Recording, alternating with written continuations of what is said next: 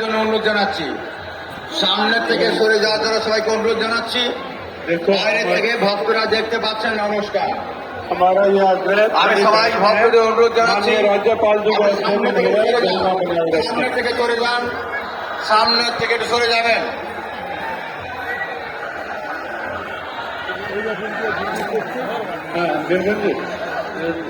भाई बहनों, मुझे সনাতন সংস্কৃতি সংসদের সভাপতি আপনারা সবাই জানেন কার্তিক মহারাজ, স্বামী প্রদীপ্ত আনন্দজি সবাইকে দর্শন দিচ্ছেন। সামনে থেকে একটু সরে যাবেন। এরপরেই নিগমজির নামটা ঘোষণা করো।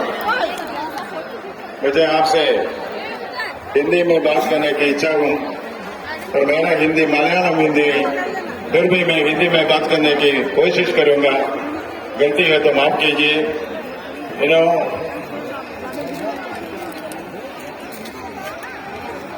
हिंदी हमारी राष्ट्रभाषा है।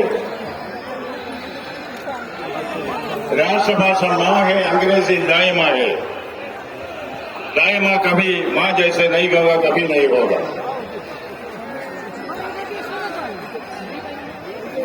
बचपन में मैंने कबीरदास जी का दोहा सुना है, तेरा साई तुझ में, तेरा साई तुझ में जो पहुबन में पास, तेरा साई तुझ में जो पहुबन में पास, कस्तूरी का मिर्ग जो फिर ढूंढे खास।